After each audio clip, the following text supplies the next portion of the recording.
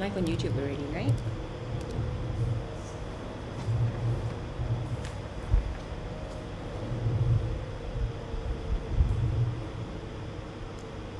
Public. Public. Hi, can I change this?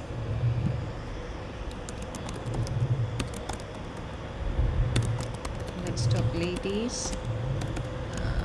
Pregnancy during COVID-19.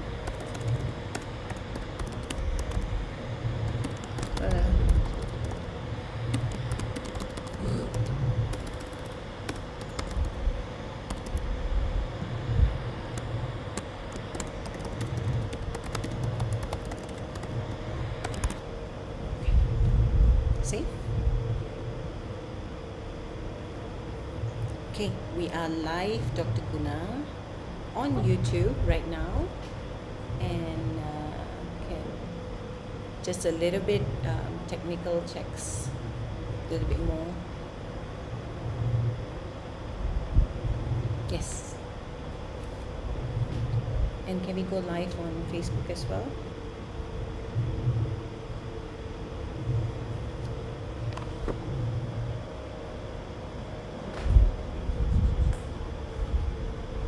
Are we live now?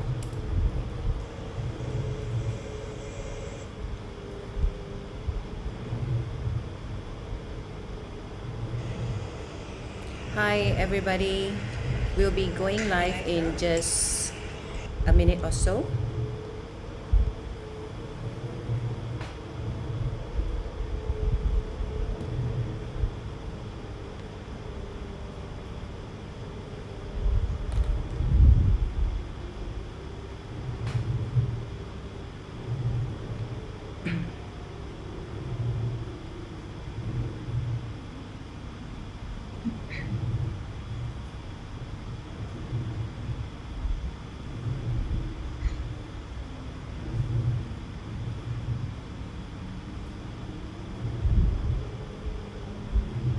It's live now.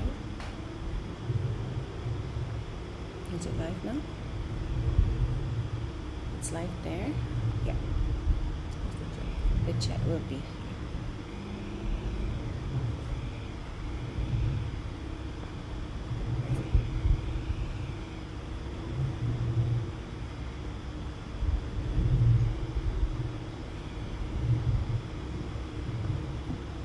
Can you help me figure out that, please?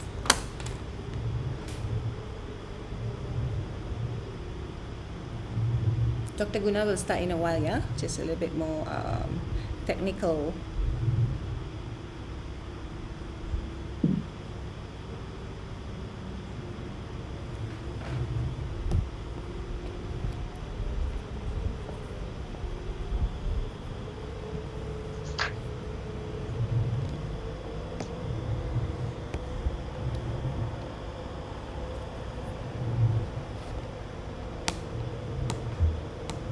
Okay.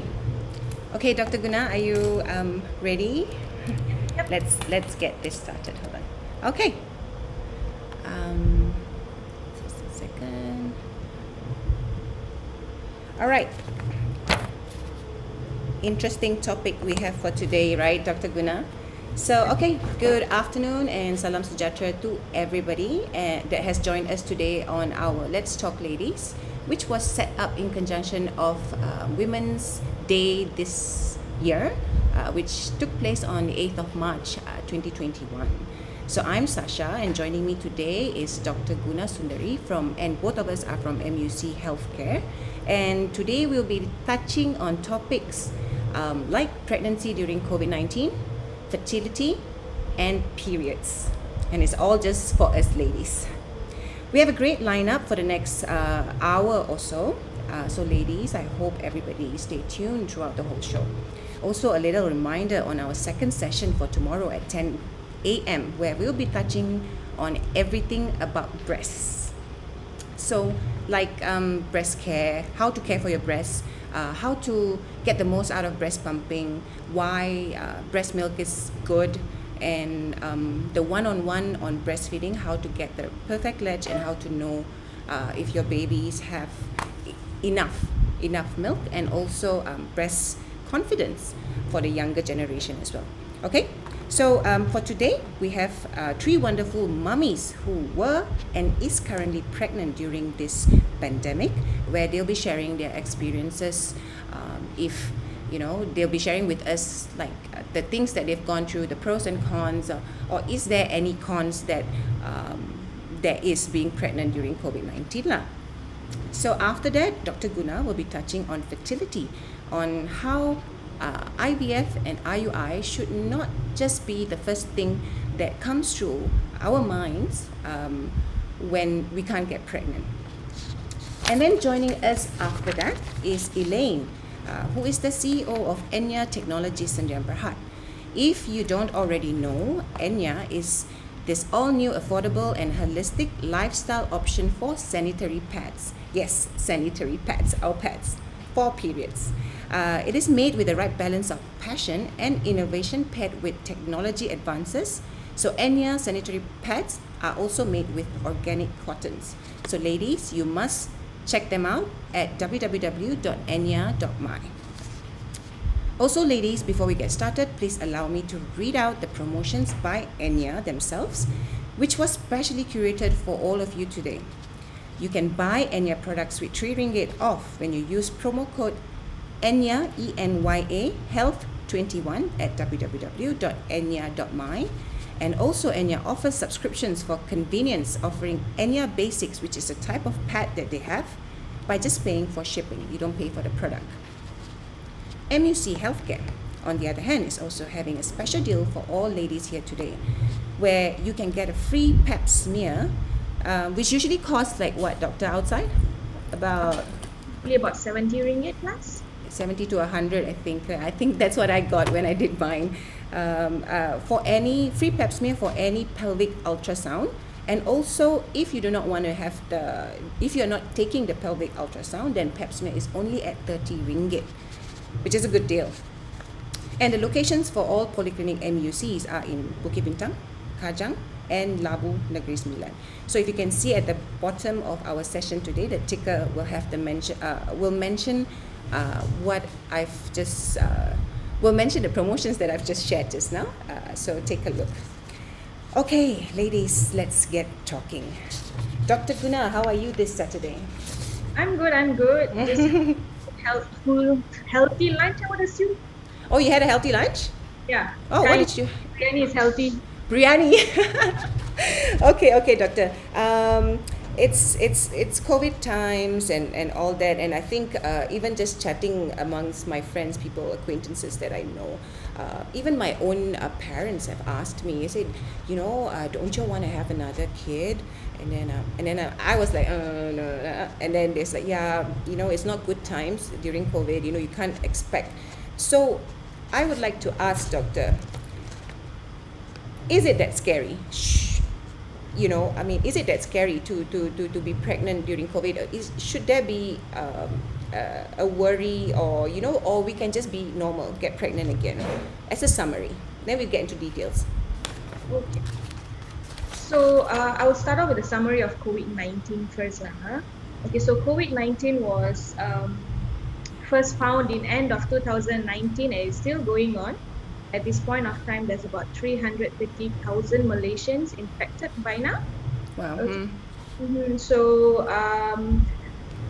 it is deadly. It is not as deadly as what everyone thinks, but it can be dangerous. It does have health impacts. Even those who have recovered from it, they do have health impacts. Okay, so the common question asked by most women, the first question would be, are pregnant women at higher risk, right? I'm pretty sure. Yeah. Okay, so pregnant women, they are not at any form of additional risk. It's just that when you are pregnant, especially when you're in the 3rd trimester, it is possible that your immune system kind of drops. Okay. So when your immune system drops, that's when you get all forms of infections and stuff like that. So based on this alone is why most of them are actually scared of getting pregnant during COVID. Right. So yeah, it can be a little dangerous, but there's all of us are at the same risk levels, I would assume. Right. Okay. Okay, I understand. So, being in this topic, right?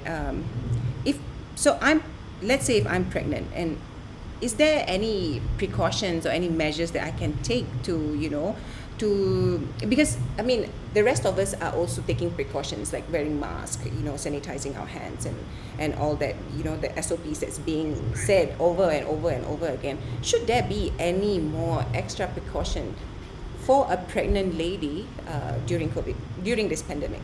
During this pandemic, okay. Hmm. Um, Basically, when you talk about being safe, especially in this pandemic era, right, the first thing you should always do is follow the SOP that has already been set by MOH, our Ministry of Health. That goes by washing your hands, wearing your mask, try and avoiding crowded areas, and all that comes in under that same family. Lah. Okay, so additional precautions, there's nothing much a pregnant lady can do at this point of time, but Mm-hmm. just follow the SOPs. When you follow the SOPs, you can prevent yourself from getting infected. Okay. Also, should pregnant women get tested for COVID-19 if they are, having doubts or thoughts that is worrisome? Is there Okay. anything wrong? I mean, it's still sticking something down your nose and your throat.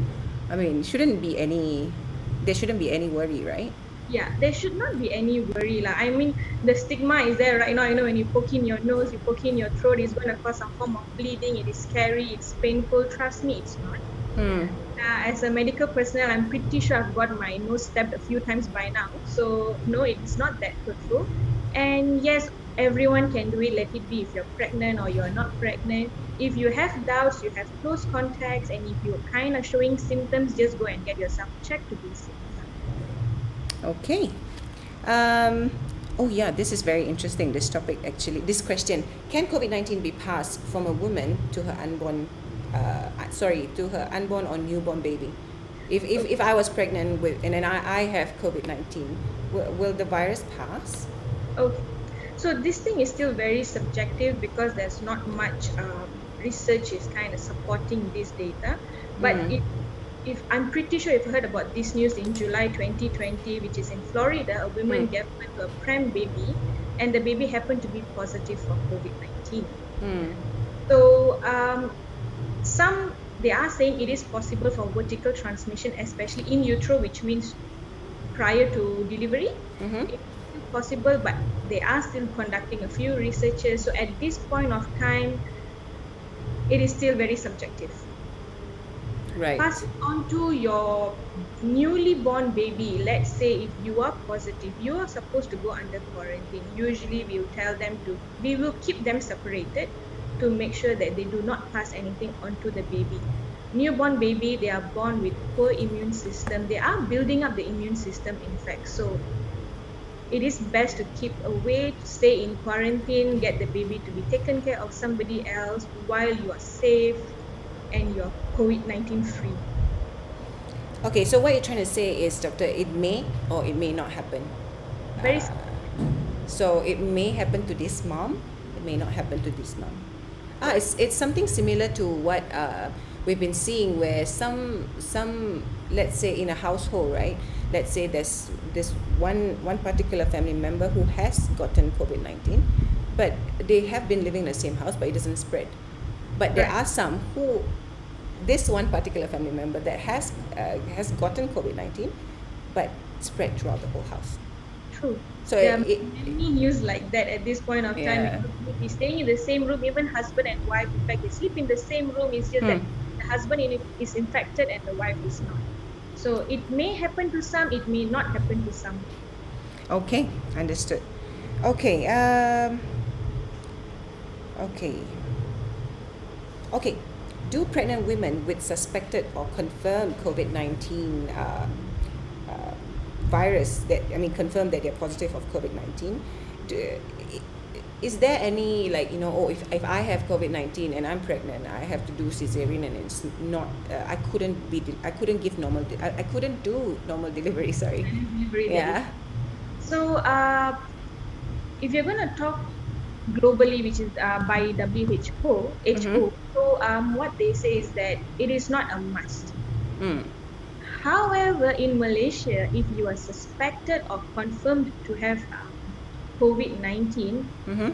you have to go for cesarean section. Right. So we have to follow our Malaysian rules. So if you are confirmed and you do have or suspected to have COVID-19, Mm-hmm. go for cesarean. There's no way out of it. Is there a reason though? Okay. The reason being is that most of the labor suits, they do not have a negative pressure ventilation. So What does that mean? Negative. Sorry, doctor. Negative what? okay, Ventilation something? yeah. So when you have when you don't have a negative pressure ventilation, the risk of aerosol spread is significantly higher. So Aerosol spread. yes, Okay. would allow spread of this COVID-19 basically. So we don't want it to be spread throughout the delivery suite. We don't want that to take place. So that Right. can you go into the OT where it can we can control that. Okay. Um, Also, doctor. Okay. The next question about pregnancy and COVID-19. Can I touch and hold a newborn baby if I have COVID-19? Obviously, you can't. But if the mother has COVID-19, like what you said just now, doctor, it's not. It's very subjective that whether it's being passed to the baby itself. So after the baby is delivered, right? Can I touch? If I am positive and baby is not positive, because then after giving birth you have to breastfeed and all that stuff, nurture and all that. So how does that happen? Okay, so at this point of time, they will be kept separated. They will be isolated. Mm. The safety of breastfeeding at this point of time among symptomatic mothers, it remains controversial. So again, it's very subjective. It's very hard to be very picky about it because this is something new. We are kind of coming up with a lot of research, trying and get the proper way, the healthiest way out of this. So until and unless it's proven otherwise, then they have to be kept isolated. Breastfeeding should not be allowed at this point of time. Direct breastfeeding should not be allowed at this point of time until their second test comes back negative. That is, their swab test comes back negative. So you're saying that it depends and it's up to the doctor that is actually currently looking after. So It's it very can't. controversial. There's no finite answer to this. It depends on the person.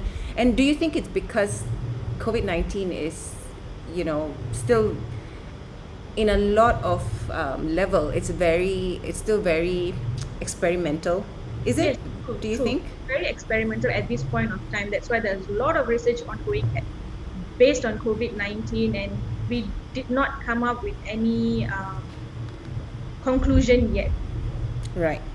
Okay, doctor. Yeah, I think that's what we have. So, as a summary for being a pregnancy and COVID-19, you would say that it's okay. It's still going to be a normal. It's still okay to get pregnant. If somebody has that thought in their mind, then it's go ahead. But just be careful, like how the rest of us are, following the SOPs and sticking to You have to follow the SOP, like it or not. Let it be you're pregnant, you're planning to get pregnant, you have delivered a man, a woman, a kid. If you follow the SOP, you can prevent yourself from getting infected. In Malay they would say malang tidak berbau. So you do not want to get yourself into a pickle, and then you'll be like, oh man, I should not have done this and stuff like that. Instead of regretting, it's always better to stay safe. right.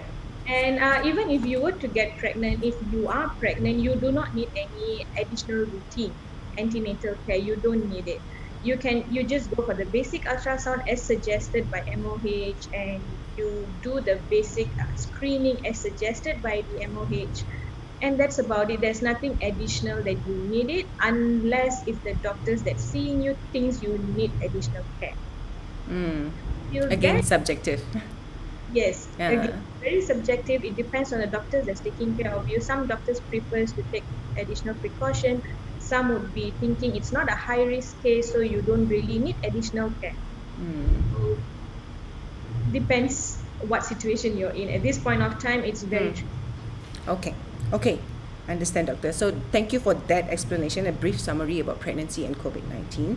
So let's listen in to the actual mummies who who were and is currently pregnant. So we have, let me just invite all of them in first. Okay, so let me introduce these three mummies. Like I mentioned just now earlier, one of them is currently pregnant right now, and the other two was pregnant during last year's during COVID-19, basically last year. Okay, they have some interesting stories to share. Everybody has their own experiences. So let me introduce. We have Miss Christina. Hi. Hi. Okay, she's a stay-at-home mom of one now, and she's the one that's currently expecting number two. And she's Congratulations. congratulations. Thank you so much, doctor.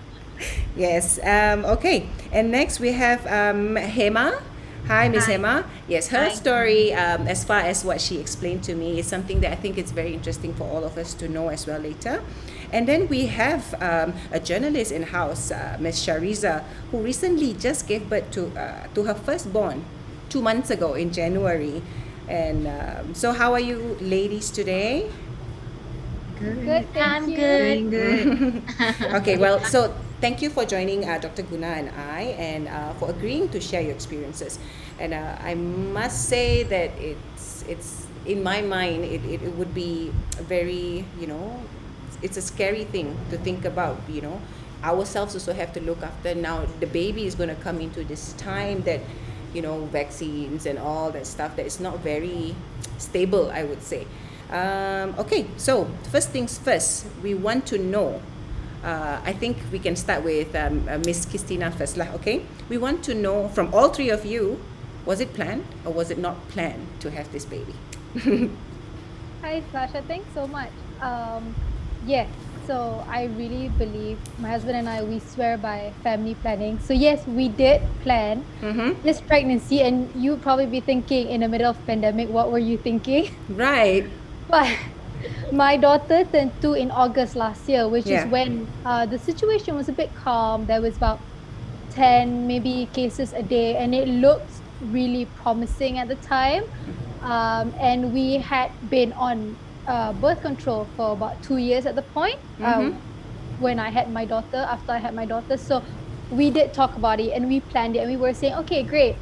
We just moved to a new house, and then we were saying, okay, the time is right. COVID is slowly, calming down, or so we thought. And we were like, okay, so by the time the baby, and we didn't think we'd get pregnant so fast as well. So we were like, okay, it's a good time to have a baby. And then, of course, just as I passed my first trimester, which is like, the safe mark, they say, 3,000 cases, just as we would have it.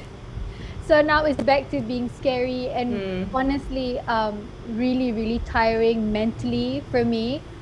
Thinking about having the COVID test swabs are fine, but then what if it comes out positive? What will happen then?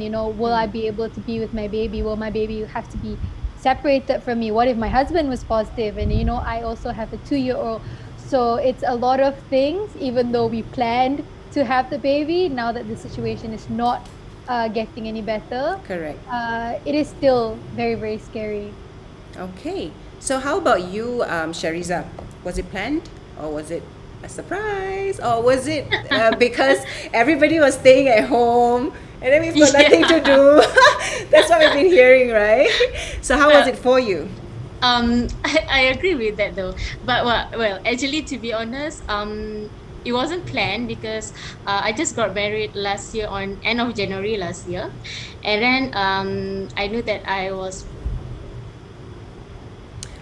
pregnant when I was in 6 weeks pregnant during April. So it's just 2 months after I got married. So it wasn't planned, but after all, I think that, well, I'm not young anymore. I was 32 last year, 32 or 31.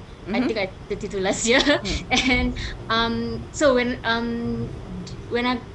knew that I was pregnant during that time, it was actually MCO already during Right. puasa. Yeah. And then but during that time we didn't know yet whether how dangerous the COVID. We don't really know. We don't really so sure yet.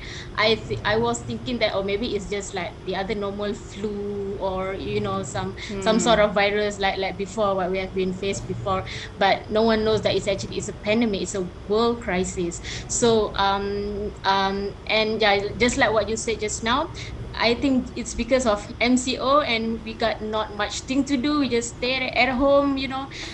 So maybe that's why there are lots I think many MCO baby. So yeah, I think it's because of that. I mean, were there many MCO babies? I mean, you just gave birth, right? Did you have like many mummies at the same time at the delivery room? um Actually, I deliver at a private hospital, but based on my reading and review, where people review about their delivery experience at a government hospital. Yeah, there are many I think MCO babies, and based on my experience as well, many of my Facebook friends, my school friends, they're pregnant as well, and many of them have delivered just like me, and right. others are still expecting. Yeah. Right. Okay. All right. Moving on to Miss Hema. So, was yours planned or was it a surprise? Can you hear us? Because I can't hear you, Miss Hema. Yeah, Okay. can you hear me? Yes. Good. Uh, for call plan, we planned to have a second baby. My daughter was already 1 year old at that time. Mm-hmm. So yeah, thought of okay, we can go for a second baby. Then but we didn't expect it to be that fast. My daughter, I took time to conceive after marriage. Right. Actually, 2 years Uh-huh. after marriage, I conceived her. So I thought it would take time, but no. It happened. Yeah, it just happened. Okay. Okay. And your son was just born. How old is he now? January. 2 Same. months. Oh, okay. So about 2 months now. Okay. So I'll ask this next question, right, to any mummies who wants to answer this. Do you have that time when it happened, right? Like what I think Christina mentioned just now. Did you ever had a slight worry of being pregnant? Because like for Shariza especially, you didn't plan this. So I would like to know how, for someone who didn't plan and then like tiba-tiba I'm pregnant. So what was your first thought? And then like Miss Hema and also Christina, like I think Christina, yours is planned, and then Miss Hema, yours is also planned. So going into this, where did you get that confidence? So who's gonna, maybe Shariza, you can answer me first. What was the first thing? Takut? Was it any sort of takutness? At first, no, tak takut. Because like I said just now, at first we didn't really know how bad the situation is, how bad the COVID is gonna be, but then weeks by weeks, when this COVID thing dah macam jadi like something very serious, where everyone in the world, the cases, the death cases were increasing. So during that time, yeah, I started to feel worried, and there are so many things on my mind.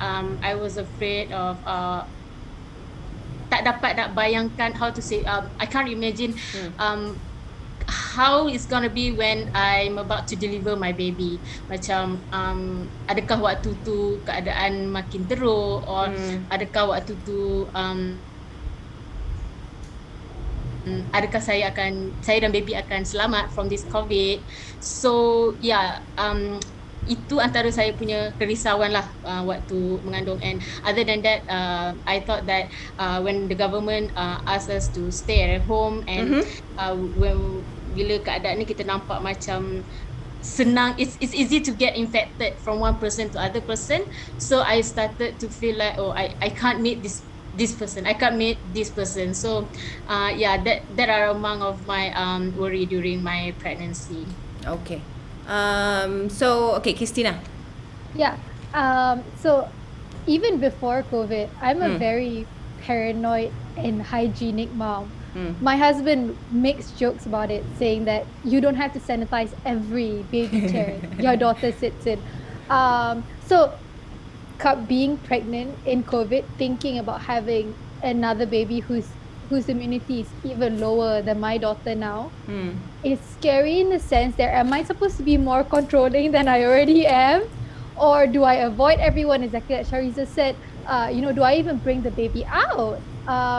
And the thing is, I think there is a lot of plus points to it because, now we don't have to plan big gatherings. I Right. can easily say, oh, sorry, but I'm not that comfortable with like, you know, strangers or people coming to the house to see the baby. Because before this, it was almost like an Yeah. invitation for people when you give birth. People are, I'm gonna come over now, and then you're just like, and you've had like this newborn with your hair up and you haven't even showered, and you're like, you want to come over now? Yeah. It puts a lot of pressure on the mom and the baby, and especially when babies have schedules, right? They sleep and they want to eat at a certain time. It really messes with your early postpartum, and I'm sure Hema is still going through it as well. So it's kind of a bit. I think it's a bit relaxing now for me to say that, oh, I'm so sorry, but I'm not really comfortable with having visitors or aside from my family. And also, I'm a big no when people kiss my kids on the face. So this is a huge like burden lifted off of my shoulders, and just be like, please don't touch her or him. Like, please don't touch my baby with COVID and everything. And I my postpartum present from my sister was just bottles of sanitizers. And this is Right. like and this is like 2 years ago, before COVID was even a thing. So honestly, a part of me, I'm kind of relieved Right. that I have an excuse. But then another part of me is, life would never be normal, especially for my 2-year-old. Because if I don't go out, she doesn't get to go out, and she's a child. She's not gonna understand that. And there's just so much that she can just look at her baby sibling, right? She's gonna Right. get bored. So I don't know. I guess I'm like 50-50. I'm kind of happy about the fact that I can make excuses, but also not so happy about my baby having to grow up to be an indoor child. Correct. Because yeah, both because my daughter loves the outdoor, and we're basically a family that we love to go out. So that would be my only worry, bringing the baby out, and what is it going to be like? Babies can't wear masks, can't sanitize Understand. babies' hands because it goes in their mouth. So yeah. Okay, Dr. Guna, can I just, at a certain time, right? There's when the announcement, the news announcement about children are not so prone to getting, and there's a reason behind it as well. But there's a clause that say also above 2 years old, and below 2 years old is the one that is higher risk, right? But above 2, you are pretty much a bit safe. So the Yeah. one that is in high risk is below 2, and the elderlies. Remember at in the initial stage that was said, right? So is there a reason though the 2-year-old, the cap at the 2-year-old, the part sorry. So the reason behind this is because you look at the maturity of the lungs. For Right. kids, the maturity takes place after 2 years old. There are certain types of enzymes that works in lungs and stuff like that. So that would only become to an age of 2 years old and above, then they are good to go. So until they are 2 years old, they are prone for lung infections, and COVID-19 is respiratory, it attacks the respiratory system. So that's the reason why they would usually cap it at 2 years and above, and they are safe. It works the same way for the adults, older generation, So it's the same thing. Their immune systems are low, and you don't want to mess with their immune systems, and they already have comorbids, which is the whole thing, the diabetic, hypertension, cholesterol, and etc. etc. So with all these kind of comorbids, it does plunge your immune system down. Understand. Okay, Miss Hema, did you have the slight worry of being pregnant during COVID-19? Did you? In the initial, no, because cases were like much lesser than now. Then at one point when it was kind of serious, especially when I'm working, so manufacturing area, we find that there are lots of cases. Okay, then it was kind of a trauma, like why? Is it safe if I go here? Is it safe if I meet this person? Is it safe I'm coming to work? Yeah, but throughout I was like with mask all the time, if how comfortable or uncomfortable it was. So it's just that we try to save or try to avoid more cases at that. So you did have to still go to work. Yes. being in. Okay. And also you mentioned a family member was positive of COVID-19. How did you feel at that time? Because this family member is quite close in contact with you, and you were pregnant. So at that time, what was Exactly. did you have like a step by step? Okay, how did you process all that? It was really a traumatized event when we got to know that it was like a positive. Okay, that's the time I was like blank. The first thing I did was I brought my daughter out. I gave her a shower. I didn't want her to get infected. I don't want her to be like involved in any of this COVID. I just like changed her clothes and everything, and I cleaned the whole house. Wherever my daughter is going, I just clean everywhere with Clorox. I just kept her safe first. Then Right. then only I handled like, okay, when we waited for KKM to call, Mm. going for the swab was even a trauma for me. Bringing my 2-year-old, and on that day, like she was screaming away, seeing people with masks and aprons, and she was like, "No, I'm not going. I'm not going." Then thank Mm. God the personnel there also helped us out a lot. Mm. Then at that point, yeah, I the first thing in my mind was just to keep her safe. So I kept on reading like what else that we can do to keep avoid COVID. So I was like continually giving her vitamins, kind of, Right. enriched fruits and stuff. Mm-hmm. That was my main concern. Okay. All right. Okay, ladies, I would like to ask what was the most stressful moment being pregnant during COVID, and for Christina currently being, what was the one thing that is, top in your head, paling stressful? I think for me, it's definitely the now limitation to who can be in your labor room. I know it's for a good reason, and they're trying to keep obviously your baby safe more than anything. Because the good thing is that I found out with my gynae was that they don't just swap the gynae, they swap the nurses that will be in the labor ward. So everything, and according to my gynae, they have to take a swab every 2 weeks, which is a lot. And Right. obviously because they're handling little babies, and like Dr. Guna mentioned, their lungs, they're so vulnerable. There's so many immune in them that has not even been developed yet. So um the thing that I think kind of makes me sad is that my mom won't be in the labor room, because with my daughter, I didn't just have my mom, I had my mom-in-law, my father-in-law was in the room as well. And it was Wow. kind of it was nice because it kind of made it, I don't know if anybody can ever call labor relaxing, but it made the situation much like a little bit less stressful, in the sense that I can hear them chatting. And sure, I'm in like I'm at like 11 out of 10 pain here, but the fact that I can hear them chatting is kind of nice. And also it'd be nice to have my mom again in the labor room with me. So that is it's a bit sad, because people can go to the gym, but you can only have one person in your labor room with you. So Right. yeah, pubs are open as usual, restaurants are Yeah. open, people can have weddings, but so being pregnant now it's pregnancy, but it's not maternity, in the sense that I think COVID, especially our government, they have not made it more maternity friendly. And women, they go through so much when they're pregnant and they give birth. And you could make better rules, better regulations. Even at checkups, you can't even have more than one person. Which means if my husband and my mom wanted to be in the same room, that's not possible. And a lot of clinics don't even let children in. And imagine, if you already have a kid, your kid doesn't experience that, seeing the baby sibling on the screen. It's not ideal, and it's not great. And bringing your kid to an appointment is not going to make a difference compared to if you go to the gym. So Right. it's pregnancy, but it's not maternity. And unfortunately, I've been reading so many people when they give birth in COVID. It's just so stressful, having to take swabs, and then having to just, some people, if it's an emergency cesarean, their husband can't even go Go in. in. So can you imagine doing that? You're literally taking a baby out of your body, but no, you can't have your husband in the room. So I think that is definitely on top of my worry right now, because I don't know if I can do it by myself. I'll be honest.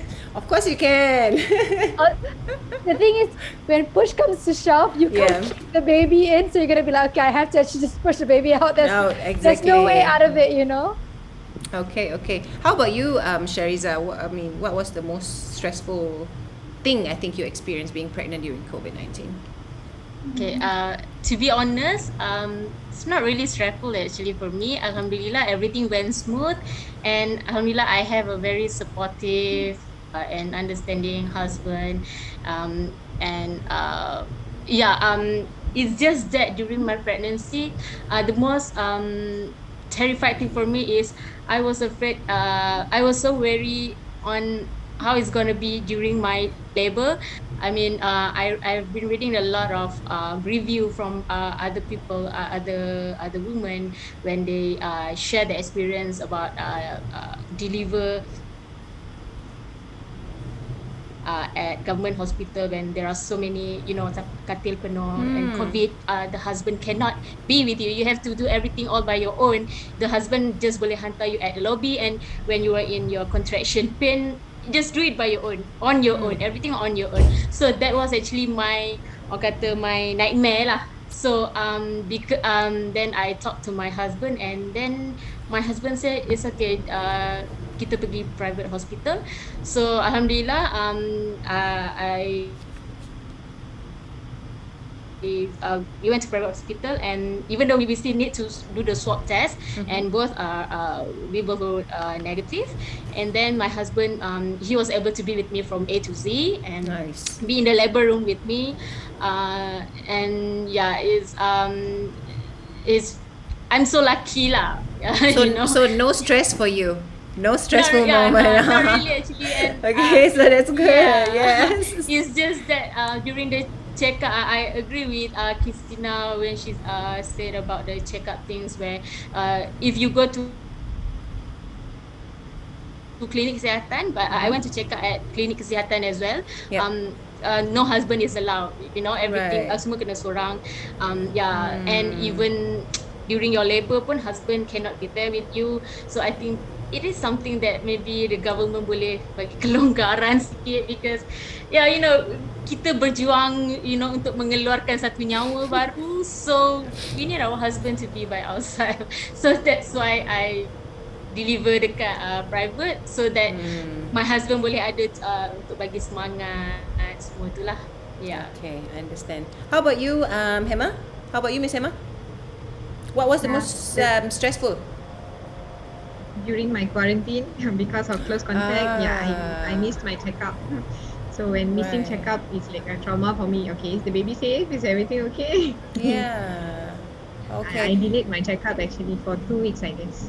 That was like how far along when you had that situation? I was going into my 7th month. Oh, almost third trimester lah. Yeah, almost my third trimester. Okay, ladies. Thank you for sharing. Okay, if I were to ask one last question, what would you say to someone who is, maybe just like 4 weeks pregnant, or baru 2 bulan, or thinking about getting pregnant but so worried about the whole pandemic right now? What would you say? I would say step of precaution that comes to your mind first thing. Anybody? Would you say anything? Any piece of advice? That's the right word. Yeah, correct. My first piece of advice would be just get all your family members who can vaccinate, get them vaccinated. Vaccinated. Because at the end of the day, pregnant women, children, we are hopping on the herd immunity train. It's not that we don't want to take the vaccine. If I could take the vaccine, I'd be first in line, just so to keep my own kids safe as well, knowing that I wouldn't get infected. So I think the first step is definitely making sure your family members that can get vaccinated, get them vaccinated. You have anti-vaxxers in your family, just be frank and say, I'm sorry, but no coming close to the baby, or because at the end of the day, you think you're safe, but Yeah. you can easily carry, even people who have gotten COVID, they still carry the virus with them. Right. So the vaccine is there for a reason. And if you're if you're 2 months pregnant, or you want to get pregnant and you're worried, hopefully by the time that you give birth, 70-80% of the population would have been Yes. vaccinated, and then you would be, hopefully you'd be okay and your baby would be okay. And I'm basically trying to just jump on the herd immunity train, which is a very very big thing for me, because I really believe in vaccines. And the first shot that I got the moment I found I was pregnant was the influenza shot, because Right. it was the season and this is Correct. before COVID was big, right? So immediately I told my doctor, okay, I'm gonna need the influenza shot by hook or by crook. And it's very very disheartening for me not to be able to take the COVID vaccine, because it's such a big problem. It's a pandemic. It affects the entire world. It's not just a part of our world. So if you have access to the vaccine and you are already queuing up for it, please take it. Don't be selfish. Be selfless for us, for people like me who can't take, and for people like my daughter who definitely cannot take Cannot. the vaccine.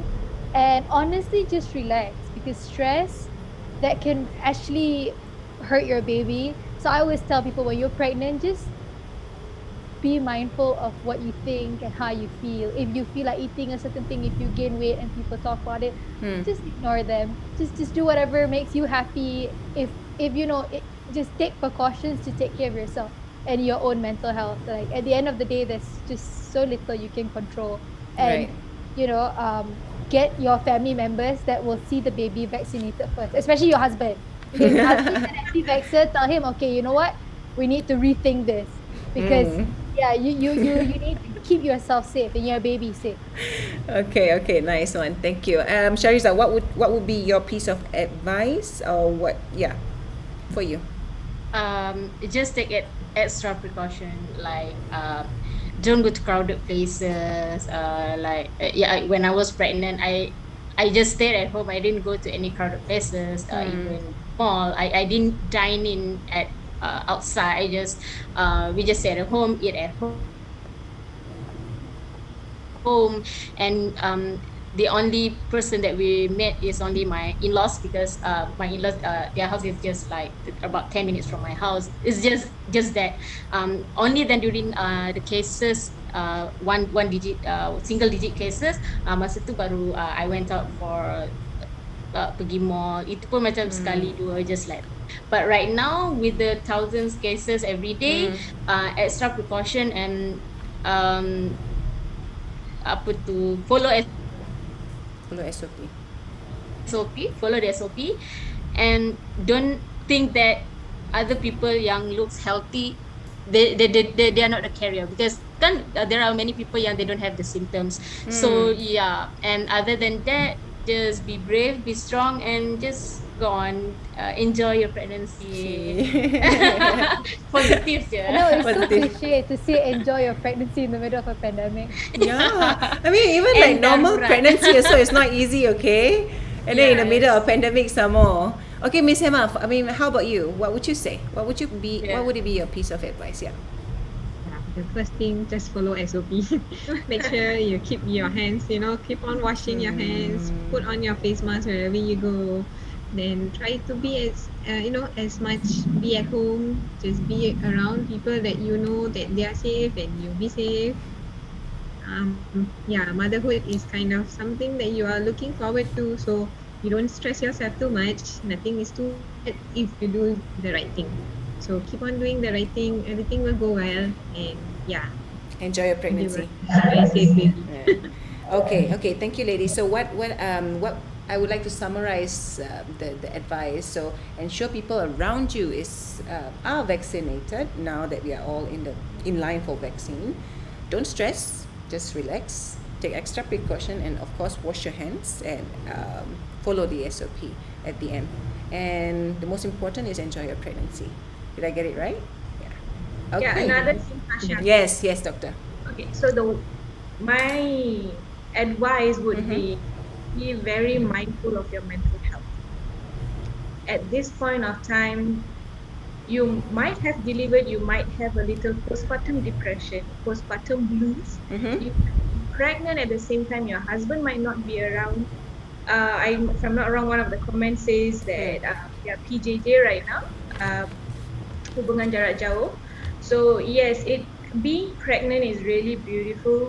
you would want your husband to be with you, watch your little belly grow, have a baby together and stuff like that. But at this point of time, it might seem a little difficult. So the best thing you can do for yourself, for your baby, and also the people around you is be very mindful of your mental health. If you think you might feel a little depressed, if you think you're a little anxious, a little paranoid, it is fine to have all of this because you have a little tiny little being inside of you. Okay, it is completely normal. But if you think it's getting the better of you, then you have to look for support. Get some advice. Okay, so doctor, this was the question by Ira Awatif. She said that I'm pregnant with my second child right now, same as Christina. How I have to handle my emotion during my pregnancy because my husband is kerja jarak jauh right now, and you said that you might being pregnant itself is already a lot in the head as well, and then someone with this pandemic, and then on top of that, her husband is not always around because he has to travel and all that. So your advice to her is know when to speak to somebody, and is it just speaking to someone who went through that experience, or going to meet a doctor, or finding the right kind of doctor, or what who is that right person, or just chat, opening up? That's what you mean. The right person is someone that can give you positive counseling. You don't want somebody to be in the same boat, but you guys are bringing both of you guys selves down. You'd be like, oh, are you depressed? I'm depressed too. Are you crying? I'm crying. You don't need that type of society, I would say. You need someone that will be able to hold your hand and grab you out of that pool. You need someone to give you positive reinforcement. Always remember law of attraction. When you attract what you want, Yeah. If you want happiness, you need some form of counseling, some form of help. Go and look for the right person, get the right treatment, get the right counseling done, and you will enjoy your whole pregnancy experience. Okay, so there's an yes, Sorry, Christina.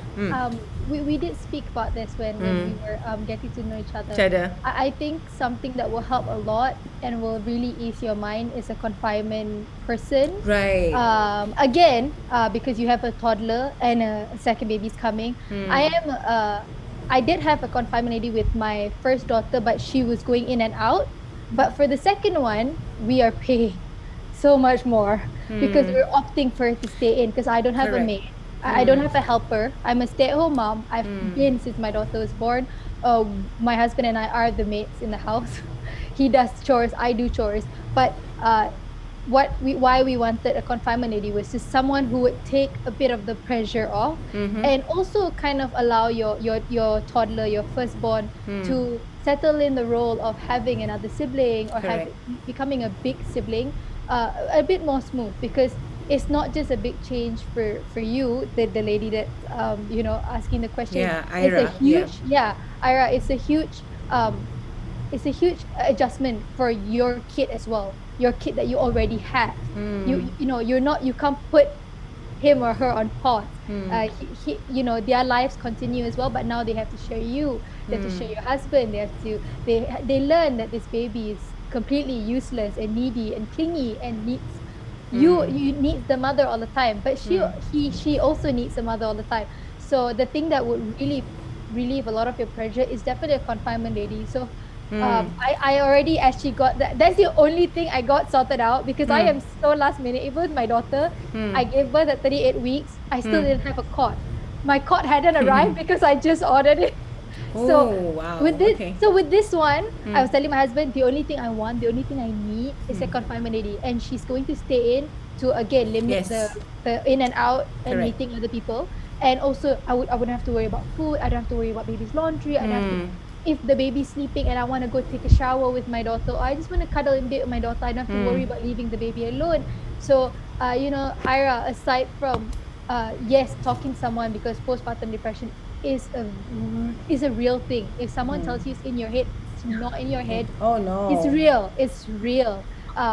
And that is why a lot of people, their moms usually stay with them, because Right. even the old folks, they know that postpartum depression is a thing. They call it what they that feeling where you want to throw your baby out. Like, it's my mom was telling me all these things, and she said you need someone to not to kind of ease you into the role. Correct. And I'm sure Miss Hamma is going through it. Being a role to a mother of two is even crazier than just being a mother.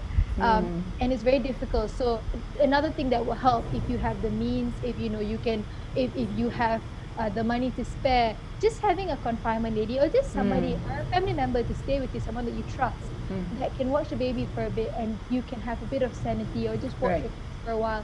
That would help a lot. It would take a lot of the pressure off, and it will kind of prepare you. Because right now I feel a bit prepared, knowing that there's going to be a lady that will Yes. prepare my food and do the baby's laundry, because God knows babies, I don't know why they change clothes so much. They change clothes 3 times a day for some weird reason, and they go to Yeah. the toilet like 10 times a day. So Yeah.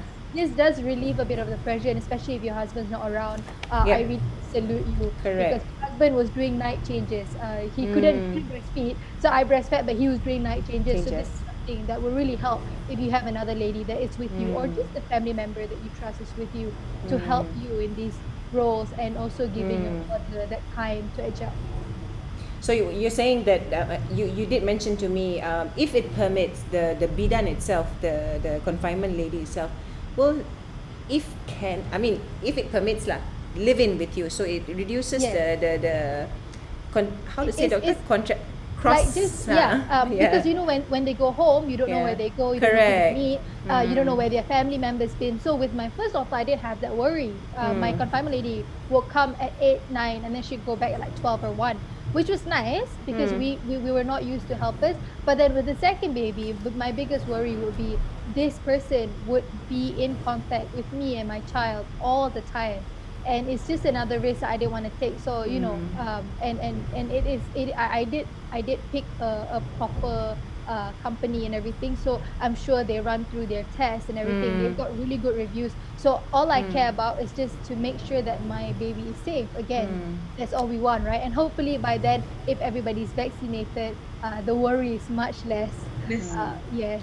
Okay, so just a sharing by Ara Lavida. She said, it is hard to go for checkup without my husband. This is her sharing her experience lah.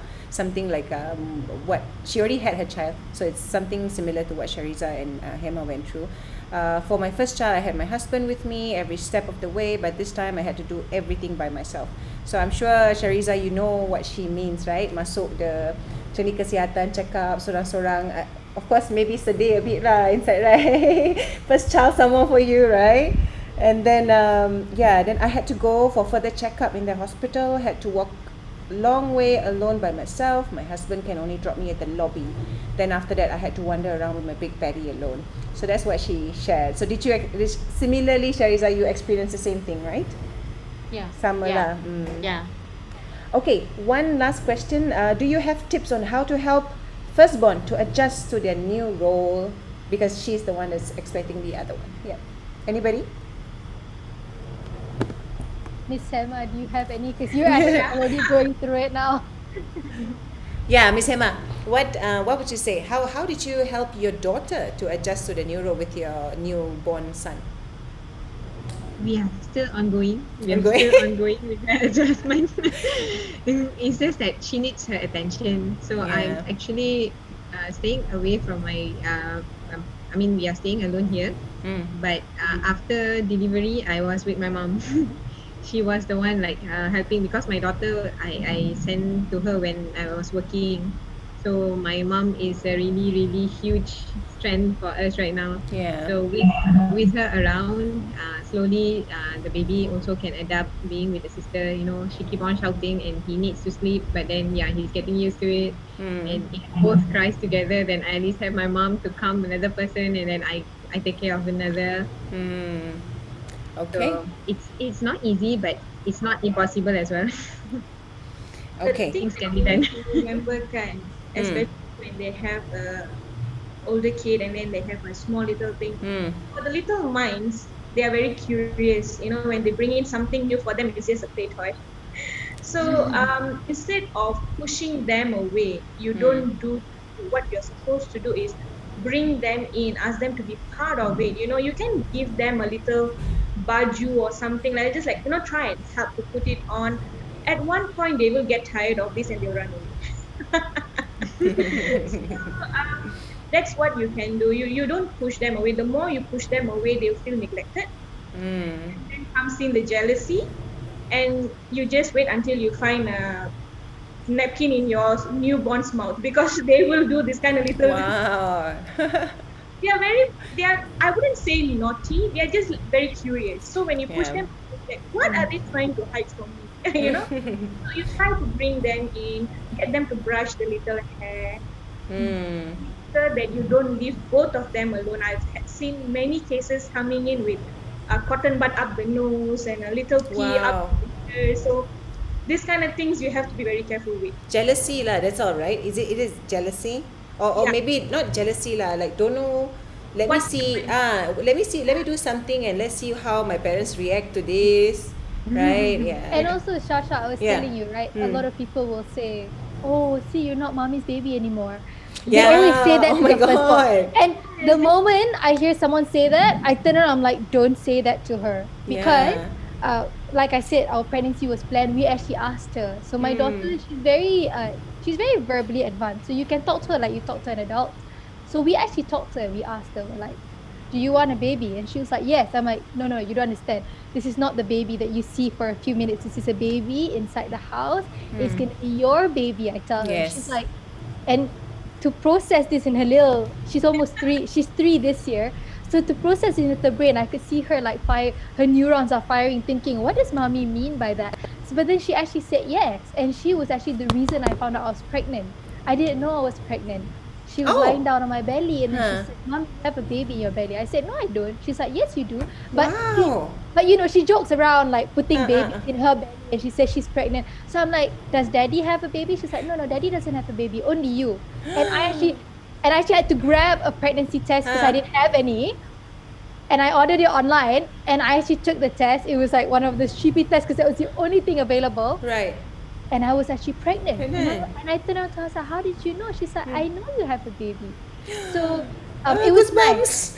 And it was nice because, like Dr. Guna said, getting them involved, I felt like my daughter was already involved from the very first moment because I had no idea I was pregnant. I was already 8 weeks pregnant at the point. I didn't even know.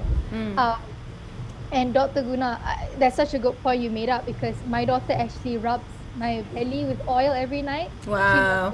And her baby sibling, every time she touches my belly, I swear the baby is like moving towards where she is. So that's one of the ways that she's involved right now with my belly growing is her rubbing my belly with my oil, and then I make her sing to the baby, and she's always a part of it, never feeling like this baby is just me, daddy, and baby, and then you, me, daddy. Is the 4 of us together.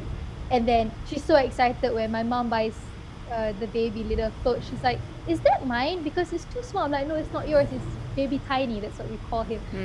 Baby Tinies. And then she'll be like, okay, I'm going to put it away for baby now. And then she'll like pretend to fold it and then shove it in the cupboard. She means well. She means well. But yeah, being involved in that sense, even when you're pregnant, the kids can definitely be involved. Like my daughter, she finishes my oils like she drinks water because she just suka-suka hati, and then she'll rub and then she'll be like, it's not enough. I'm like, it's enough, no more oil. So if I still get stretch marks, I don't know what to say. It rubs my belly so much. Right. So yeah, Okay. being involved is a huge point that Dr. Guna made. All right. Okay. Thank you, ladies. We'll be moving on to the next topic with Dr. Guna on touching on fertility. So thank you, Christina. Thank you, Shariza and Hema, for your time. Enjoy your babies. Enjoy your pregnancy, Christina. I mean, I don't need to tell you this Thank you. anymore. Lah. Yeah, you look like you're having fun. So thank you, Shariza. I mean, you so much Shariza's for having baby's name is so beautiful. Her name is Chinta. Can you imagine? Oh, so cute, right? Okay, and thank you, Hema, for your time again. I can tell that Miss Hema is actually, I can tell that she's like rocking her baby like this. Are you rocking the baby? Yes, I can tell. Okay. And I Alright. haven't heard a squeak. That's why. So you're really good at it, Yeah. Hema. Okay, thank you, ladies. Goodbye, and Dr. Guna, Bye. please stay in the session, and we'll move on to fertility. Bye. Thanks. Thank you so Bye, much. Bye. thanks. Thank you. Bye. Bye. So back to you, Dr. Guna, you and me, Dr. Guna. So we're going to be touching on this topic of fertility. Fertility in Bahasa is, did I get it right? Kesuburan, right? Proses kesuburan. Yeah, this is more on for people who wants to get pregnant and dah kahwin 2 years tak mengandung, and then immediately terus people will think that IVF ke IUI, right? That's the first thing. But chatting with you, doctor, I mean, me myself being a mom, I was so surprised that it's actually not just that. It's just too fast that I realised, like what you mentioned, doctor, like kahwin 1 tahun tak dapat anak terus thinking of IVF. That's what people have in their brain, because I think IVF and IUI that term has been branded very much so, in online, in the digital world, and in the digital platform, sorry. That's what I'm trying to say. So coming from you, your experiences, doctor, you have a good portfolio in a sense of your patients coming in, they come in with the problem of not having proper period cycle. And then you ask them, you mentioned this to me as well, you shared this, and you ask them, why are you suddenly looking into this, right, doctor? And then they mentioned that, they nak dapat anak tapi belum, but then you check period tak teratur, not having irregular menses. So doctor, before we go there, right, fertility and IVF, can you give a summary why people think of it immediately? Can you give a summary in terms of that? Okay, so when you talk about, please excuse my background noise, it's kind of raining here actually. So the reason why people would think about IVF when you talk about infertility, because you hear all those success stories where they would go for IVF and then you have twins, and then you go for IVF, you have triplets, and then everyone will be thinking that, okay, fine, you know what, 2-3 years I'm not getting pregnant, so I'm going to go for IVF. One shot, I'm going to get a package and I'm out of this, So that's the reason why most of the time they would go for IVF. When you ask them, most of my patients, when they come in, they'll be like, okay, I've been married for 2-3 years now and I'm going to go for IVF. What do you think is the right option? Should I not, and stuff like that. When I ask them back, what do you think could be the reason behind it? Why are you looking for IVF at this point of time? Have you gone for any type of screenings, any form of tests and stuff like that? And they would be like, no, I did not. So basically, like you said, the social media thingy has implanted a little chip saying that infertility, IVF. So, sama dengan infertility, sama dengan IVF. Even if it's like 6 bulan kahwin or 1 tahun, people straight think of that. And it's not cheap, right, doctor? It's not. It's not cheap. At this point of time, you can spend up to 30,000 ringgit, and that is for a basic IVF. But now, due to this COVID pandemic, there are some centers, they're kind of lowering the price, and now EPF allows you to take out 10,000 ringgit, and it's not as easy as it sounds. You can't really get the entire 10,000 ringgit out. You get it out in amounts, and you have to have the solid proof for it. You need to have a doctor's recommendation for it. So you really need to know what is the reason behind your infertility. You would have to do a few testings, So if you look at here, I have a small little paper. So the first thing you got to do is you have to go for your history examination. History taking, as in when a patient walks into a doctor's clinic, you need to know regarding their menstrual history. You start with the menstrual history, and then you move on regarding their marital history, as in how sexually active are they, Right. how many times in a month, and so many things in between. And then you would go on to the physical examination. Physical examination, you really need to know whether the patient has proper, what do you call that? When you're doing the scans and under the investigation parts, you do the scans. When it comes to the guy, you do the physical examination. You want to know whether the testicles are there, they are equal, are they small, are they big, and those kind of things. So many things in between. Then you move on to your investigations. When you come to your investigations part, is the scan. You have your tube patency test, and then you would have your semen analysis, and then you would have hormonal checks. So many things in between again, and then you would move on to changes in life. Let's say, I think That shouldn't be an issue. You're getting pregnant naturally. It is just a matter of a little bit of changes, healthy lifestyle, good food, a bit of pil kesuburan, they would call it. Usually it's clomid lah. So Yes. this kind of medication, let's just try. Let's just see if they can respond to this type of medications. If your periods are irregular, you don't know how to time your ovulation. That is the biggest concern when you talk about irregular menses. Yeah, you won't know how to time your ovulation. So even that, you have to make sure you put them on the pills, you get them started, and then if you can't, after a few cycles of clomid, then you move on to IUI. Only then. That also, you have a few things that you have to get it checked, which is your tube patency test. Yeah. Right? If your tube is not patent, there's no point of IUI. You're just going to be wasting 3,000 ringgit. What is tube patenting? What does that mean? Okay, so tube patency, for you to get pregnant. Sorry, doctor. Whose tube? The female's tube or the male's tube? Okay, because a little bit confused there. What has tubes? Yes. Okay, so when you talk about tube patency test, it's usually in a female. It's Right. called HSG in short, yeah. So what do they do is that they would insert a dye kind of thing into your cervix, where you want to see if the fluid kind of spills out on the either end of the fallopian tube. Right. If there's a spillage, you are good to go. That means your hose is clean, your pipes are good, and everything can go in, right? Let's say your tube is not patent, which means there could be blocks, or your tubes are too narrow and stuff. That might be a little difficult for you to conceive naturally or even through IUI, because the sperm cannot meet the ovum at the end of the tube. So many things in between you've got to think of before even going for IVF. Okay, so when it comes to guys, getting their tubes checked, the best way to do is doing a sperm analysis, just to find out if you have enough sperm. Are they motile enough? Are they active? Are they normal looking? A sperm should have one head, one neck, and one tail.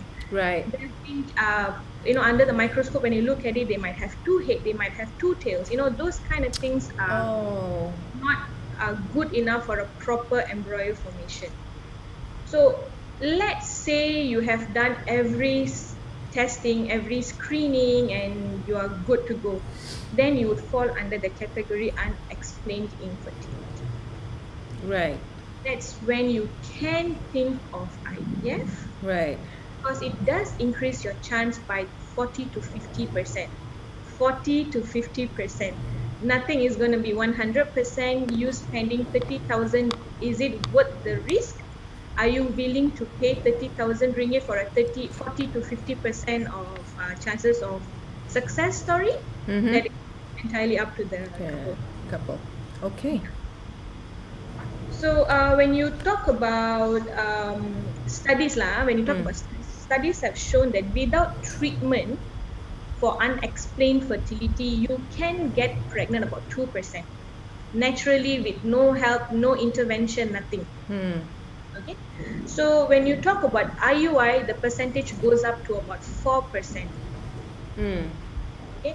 And then let's say you treat it with medication, you treat it with IUI plus medication, that goes up to about 8%.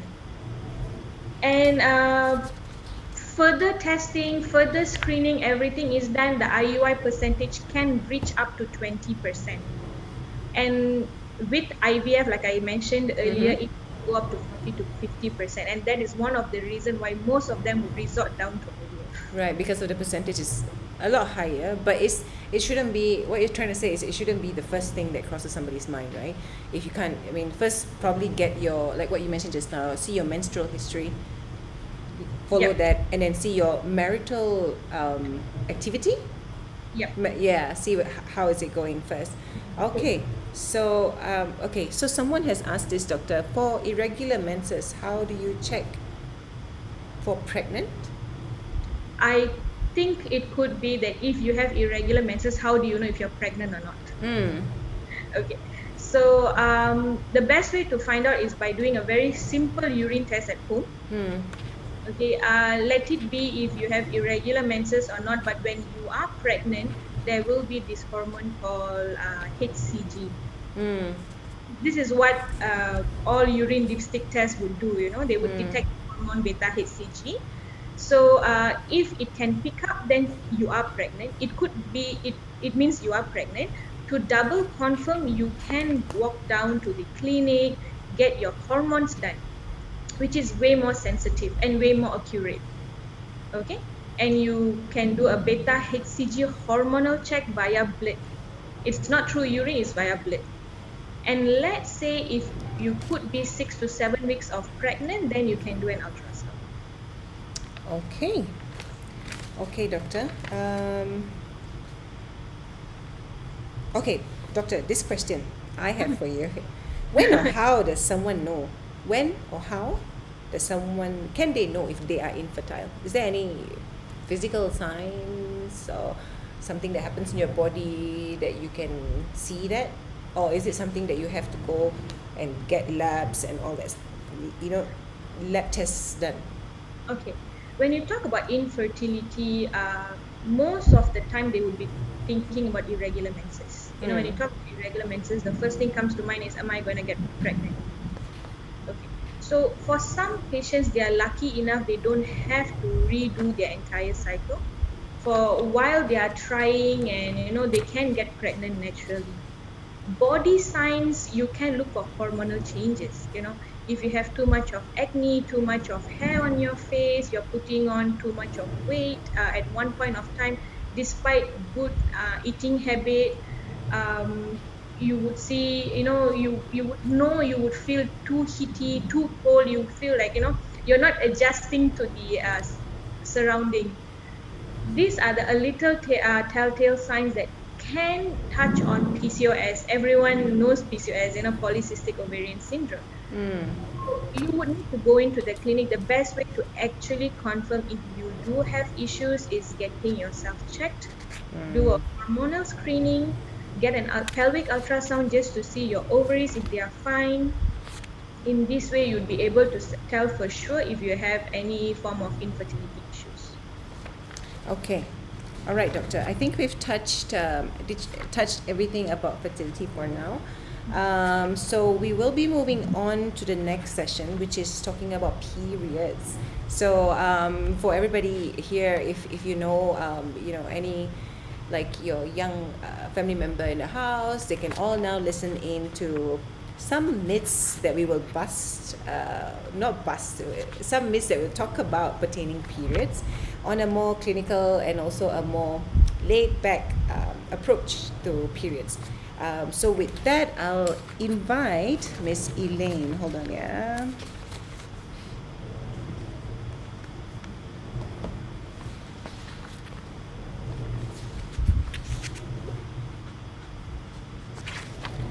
Hold on, we're connecting to Elaine. She's the CEO of Anya Technologies in Berhad. Hi, Elaine. Hi. Hi. Hi, Hello. thank you for joining Hello. us. No Okay. worries. Okay, so Elaine, as I mentioned earlier in the show, she's the CEO of Anya Technologies in Berhad. So if you don't already know, Anya is the all-new, affordable, holistic, and really cool pads that I'm really excited to try next. And it's made out of organic cotton. So ladies, if you have another device beside you, you can actually check them out right now at www.enya.my. And the promotions that are running for Enya is currently running at the bottom of our screen.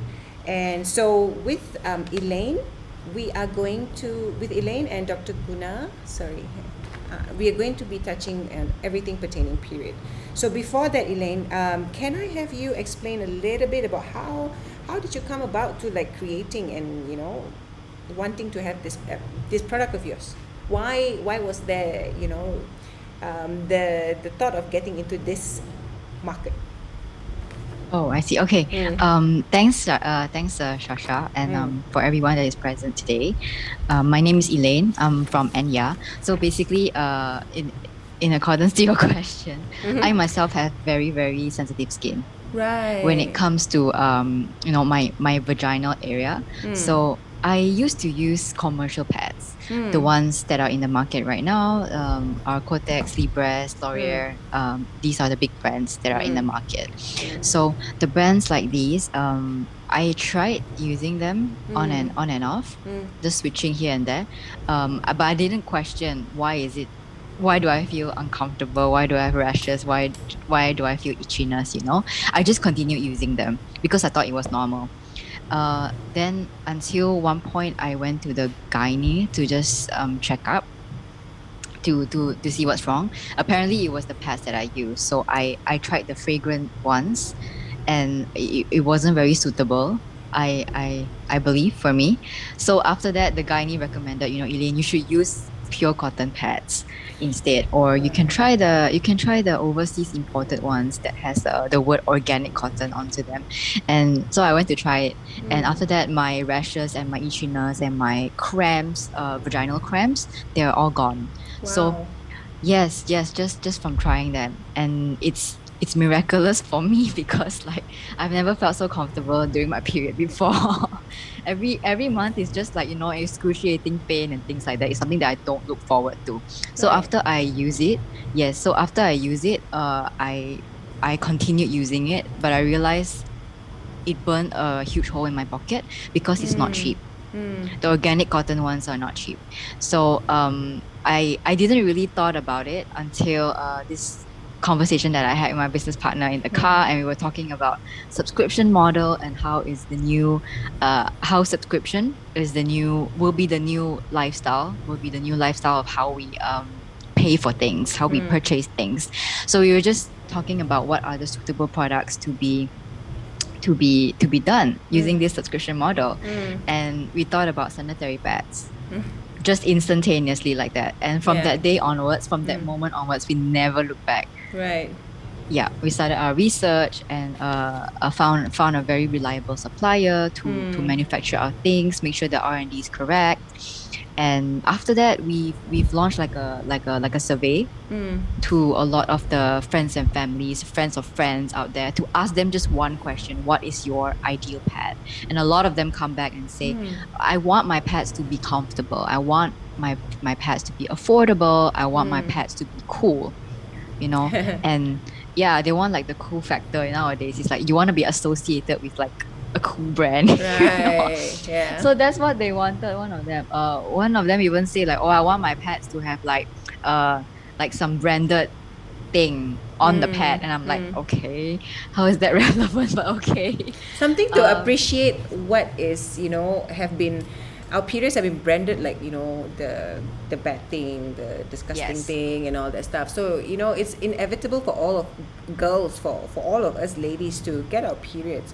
So, Yes. I mean, with Enya, I think what you're trying to say is that you're putting some spark into having or looking forward to have my periods, because then I can use, something Yep. nice. Yeah. Okay. I understand. Okay. Exactly. And since that day, we've launched the first product, which is Enya Premium. It's like this holographic box Yeah. over here. Yeah, I love this. this I love holographic this. box. Yeah. Thank you. Yeah. Yep. So that's our journey so far, and since then we've launched many other product variations, panty liners, heating patches, and soon there will be overnight pads and maternity pads. That's pretty much about it. Okay. Okay. Okay, Anya. So I have to ask this. When it comes to caring for our periods or caring for ourselves as women, right? We have, Yep. steps to care for our breasts. How should we look after our breasts and all that stuff? But is there such thing as period care if you were to, put into, step by step? Is there any period care step by step that you are able to share? I'll definitely try my best, Sasha. Yeah, sure. So, I think period care, it's part of self-care routine.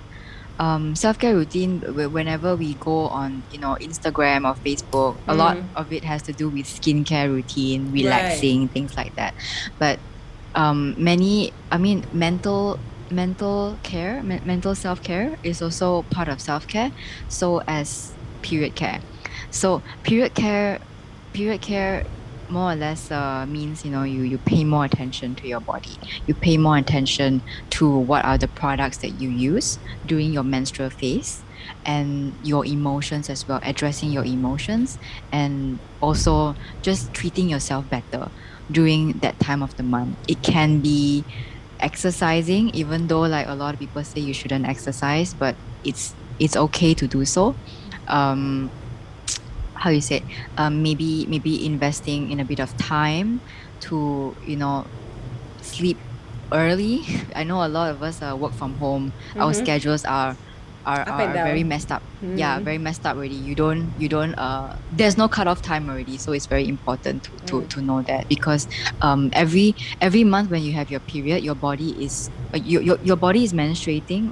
So I heard the gynae told me that it's sort of like it's healing in a way, like you will feel very tired as well all the time. I think a lot of the girls and women out there can vouch. We do feel very tired during period. So it's super important to let the people around you know that you have period. I think it's important also to let them know, especially Right. like your spouses, so Uh-huh. that they can care for you a bit Bit more. more. They can tolerate, and they Additional can be a bit more chocolate, understanding. Sorry, Dr. Guna? additional Sorry. chocolates. Yeah lah, throw you chocolates, give you chocolates. Exactly, Dr. Guna. Yes. Okay. So that is a very brief nutshell of what sort of period care is. Okay, so it's exercise, sleep early, care for yourself, and most importantly, I think I agree with this as well, let the people around you know that you are menstruating, that something is happening, it's coming out. If I'm not wrong, I think there's a news lately saying that one of the white moms are getting the boys to carry around pets. Mm. Have you heard about it? Oh, Yeah. oh my I god. think it's a That's good sweet. thing. Yeah, because I don't get the taboo behind this whole period thing. Your mom gets it, your wife gets it, your sister gets it, your girlfriend gets it, your wife gets it, Exactly. your daughter will get it too. And I Yeah. don't get the part where period. It's I don't know. My Because husband carries my pet also. oh my goodness, so Really? That is sweet. Your amazing. That's husband go. amazing. That's good. Woo! Yeah. Yeah. He doesn't feel girlified or something like that. It's just that he knows, okay, I like that you word. need it. I'm Yeah. not going to run. The reason behind it is I'm not going to run into 7-Eleven or Watsons and get you your pet. So I'll carry it I'll for you. carry the pet for you. Wow, amazing. Wow. I wonder, does he put inside his wallet Love or that. how? No lah, it's in the car lah. Okay. Why put in the wallet so kecil? And that's what I was thinking. Okay. So, I think this is because we have been living in this world. I don't know whether it's an Asian thing, but we grew up knowing that dirty, just because it comes out from the vagina. So yeah, right. Everything down there is dirty, but Yep. then when it comes to having sex, it's not dirty. It's Yeah. the funny thing. It's the same thing, right? It's the same place. So it's just okay. That is a A joke actually, Sasha. Mhm. My brother was actually informing this yesterday. He was like, how come period blood and all this kind of thing is dirty, and but then when a kid comes out from there, it's fine to kiss. Oh. no comments. Okay, how do I go about this? And I just looked at it lah. It makes sense, isn't it? Like, it makes sense. Yeah, of Yeah. course. It's just period. Everything else is very nice and exciting part. What's happening down there? Your baby comes out, can kiss the baby, come out from that place also. Oh, that place Correct. also, yeah. That's why. Okay, I think this is something that we see even in our country. A lot of boys now, they are doing a lot of they're going down the streets and giving out pads to people. Trying to break that taboo lah. Yeah. So okay, moving along, I would like to let's get into some myths that we ourselves have been growing up listening to. So I will randomly ask both Elaine and also Dr. Guna. So this I would ask Elaine, being in this sanitary pad business, this myth: I can't drink ice water and carbonated drinks. It will worsen the pain. what can you say? I grew up with this. My mom doesn't let me drink any gassy drink. We don't say carbonated, we say gassy drink, because then it suddenly like everything will come out. That's what my mom teach me. Yeah. Yeah. So what can you say about this, Elaine? Well, when it comes to cold drinks, is what my mom says to me as well as my all my friends around me, as well as the carbonated drinks. But later, I would like to hear what Dr. Kuna say, because after searching on Google, apparently like it doesn't really affect. Yeah. Right. Yes, because when you drink it through your mouth, and then it goes. No, I mean like it goes into your digestive system. Whereas when it comes to a period, it's your reproductive system. So they won't have connection. Hopefully, you guys don't have the connection for it, lah. I see. So, but the thing here is that this traditional medicine said that if you were to take cold drinks or carbonated drinks, that would cause imbalance in your Hormones? system. Yeah, in your whole body. They have that heaty, cold kind of thing, right? So it's off balance. So that is the reason behind it. Most moms believe traditional medicine. So scientifically speaking, it should not cause any form of harm. But then if you're going to go through traditional medicine, and then you would have this putting off the balance of your whole body, and too cold, and then you would get the cramps and stuff. Traditional medicine, but what you're trying to say is in terms of the what's the opposite of tradition? The mainstream medication. I mean, your line of work, doctor. There's no scientific. There's no reason behind it, right? But you yourself, Elaine. I mean, you mentioned earlier that your whole idea of having Enya, building Enya, and all that is you yourself experience discomfort and all that during period, and have some trouble during period in your earlier days before Enya and all that, before you start using organic pads. Did you feel the difference when you actually have carbonated, or did you follow your mom's advice, or did you just like drink ice water and did you feel? Well, did it make any difference? Right? For me personally, right? I followed I remember asking this question as well when I went to the gynae, and she said the same thing. And she also said why not you try not drinking caffeine as well. And I'm like, actually when it comes to beverages, right, like the temperature, I don't really feel the difference. Like even if that particular month, even if I drink cold water or hot water more, I don't really feel the difference. It's still very crampy. It still feels very painful.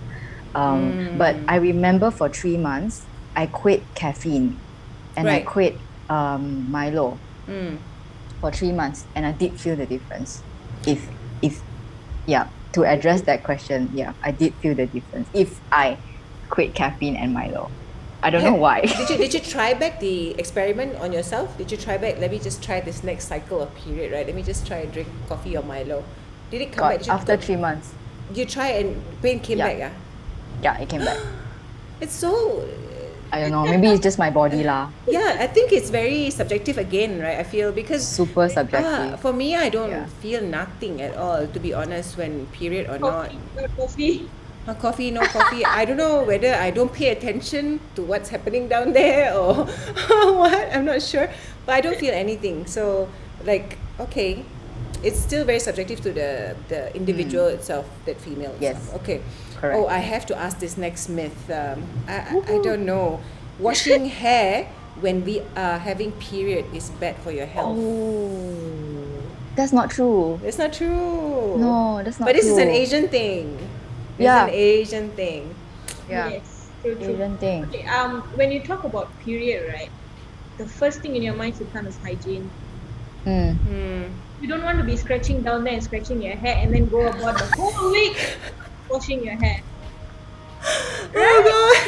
Yes. You won't know what you're doing, you know? Oh God, doctor, you said it. Oh God, I was so taken away by Preach. Amazing. Oh.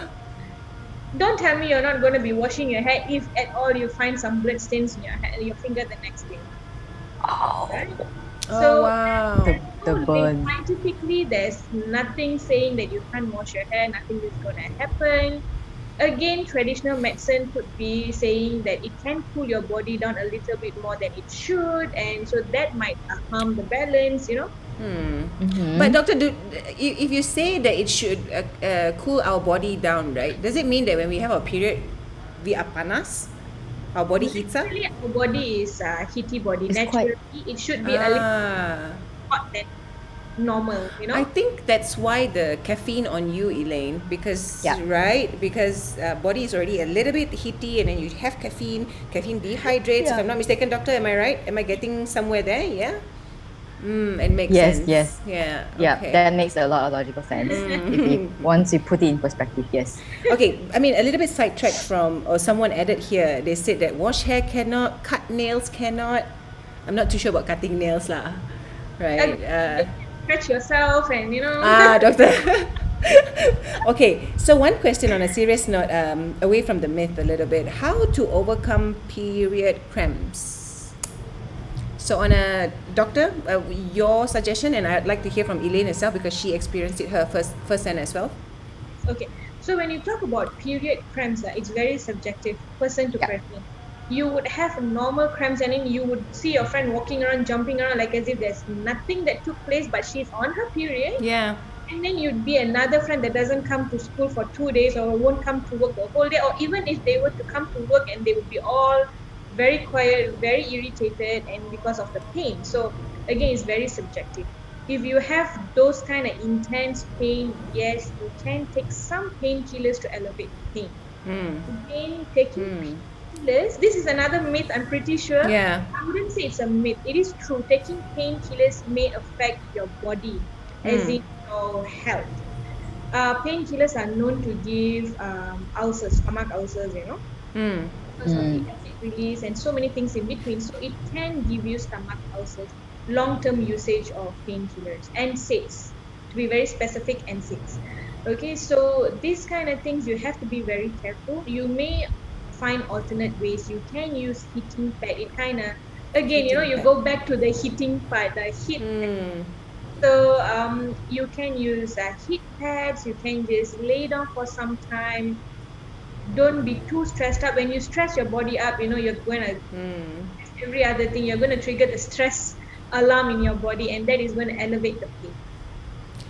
So doctor, if I do take if I can't handle period cramps and I do take the painkiller, some I think even my mom used to say this. So, don't take painkillers because you're not teaching your body to deal with that pain, so you become dependent on it. You know, once you pop pills, right? Then you pop the painkiller, right? Then your body will naturally be like every time period, the mind, let me find my pill. Let me find my pink pill. That's the pink pill, right? That everybody, When actually, doctor, painkillers are painkillers, right? At the end, there's on another note, right? Yeah. So the thing is that you're not going to teach your body. Your body's not going to listen to you. So the thing here is depending on how comfortable are you without the painkillers. Okay. So if you're going to be, let's say you get the first day or second day of your menstruation and you're at home, you can handle, you can walk around, you are comfortable at your own home. Do you think you need the painkillers? I don't really think so. But let's say you go to get first or second day of those period cramps, you know, but you're at work. At that point of time, you want to be a little bit more comfortable. You want to calm down the pain. You might want to pop a pill. But it basically depends on the person itself, not really the body, but the person itself, whether you're comfortable. Okay. So Elaine, what were your steps or measures that you took when you have cramps, like what you mentioned earlier, back in the day when you were having harder cramps? I would say, Okay, I'm just gonna share this from a user experience. Okay. Yeah. Okay. No guarantee that it will work, but it works. It suits for me lah. Okay. Okay. Yeah. Whenever I have period cramps, my mom would boil ginger water. So it's just halia. You put inside hot water. You boil it, and then you put some rock sugar in it, and then after that you drink it, and I feel relieved a bit. Not to say like it cures 100%, no, but it's a bit more soothing. So yeah, ginger water, hot ginger water helps me. First thing. Secondly is if it gets quite uncomfortable, I would actually take my hot water bottle, fill it up with hot water, and just press it against my abdomen. Yeah, that's the second thing to relieve the pain. Third, if it gets way too painful, I would as what Dr. Guna suggested, I will go to the pharmacy and I will get the pink pills. That is if it's way too painful. I cannot handle that sort of pain.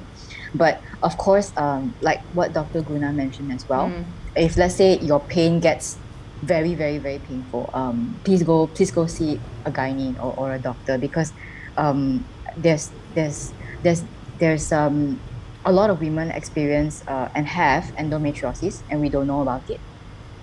Sometimes it's just like, oh, very painful, super painful, but you think that it's normal period cramps, but maybe it's not. Sorry, So it's very, very good. what was very that word important again, to go Elaine? and check out. Endo, what was it? Endometriosis.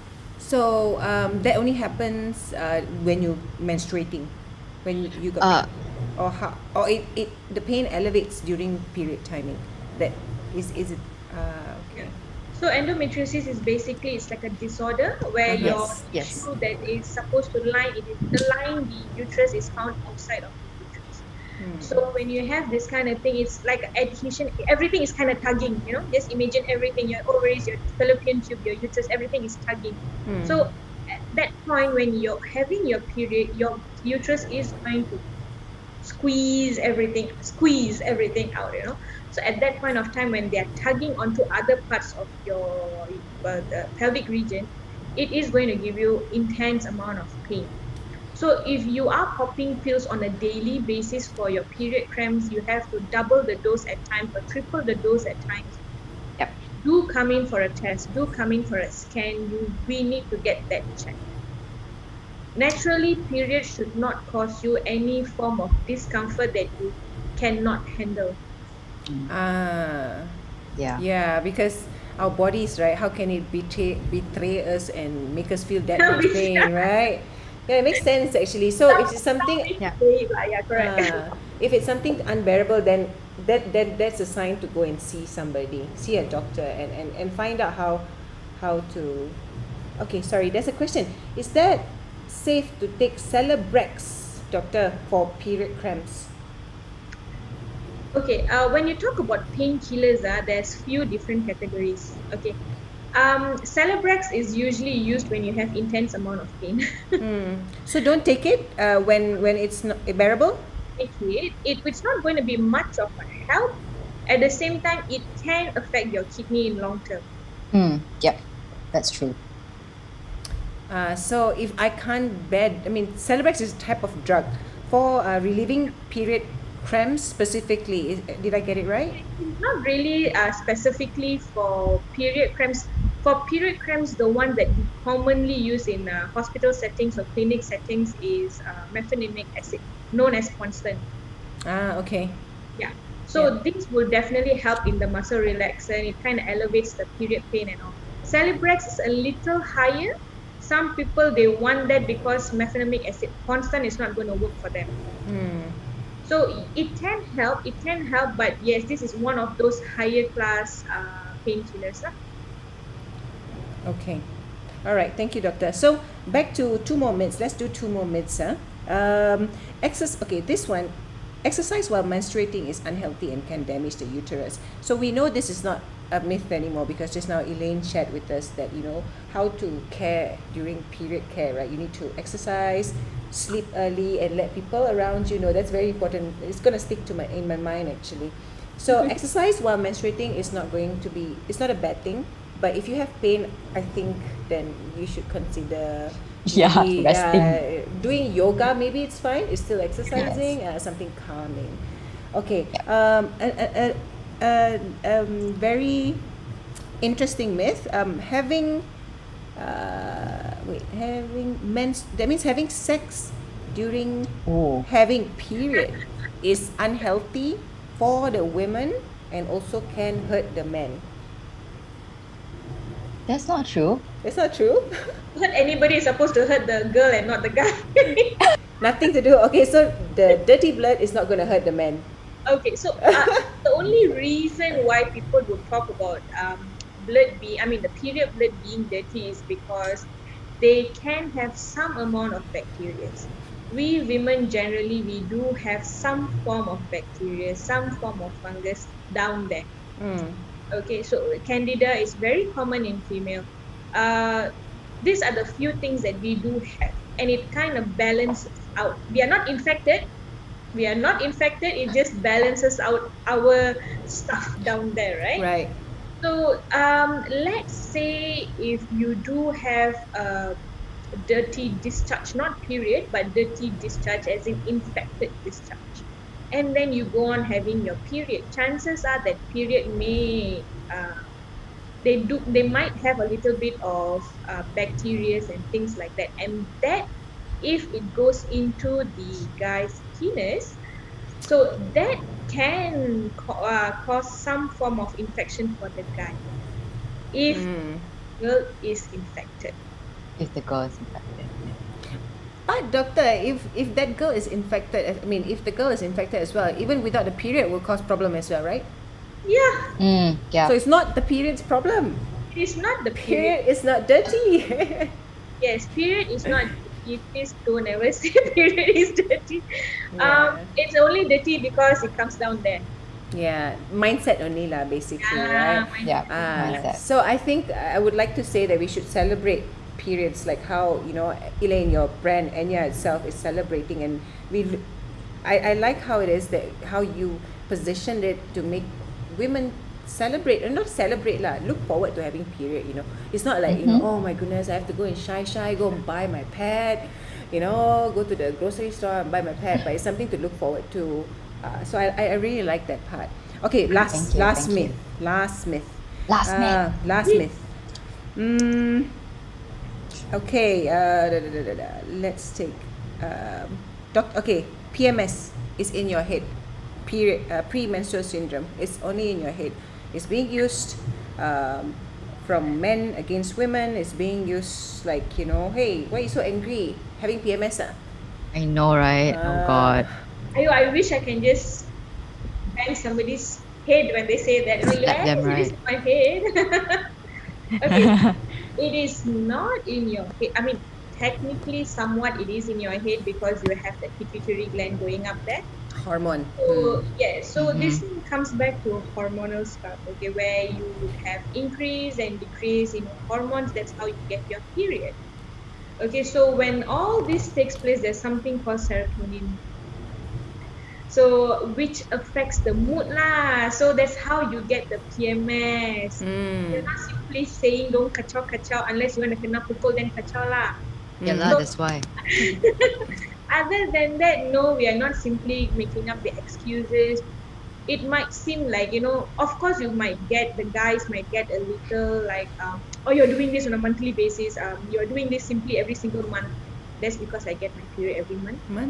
Because my hormone cycles every month, you know, so it's something to do with your hormones. It's something to do with your serotonin. It's something to do with the mood imbalance.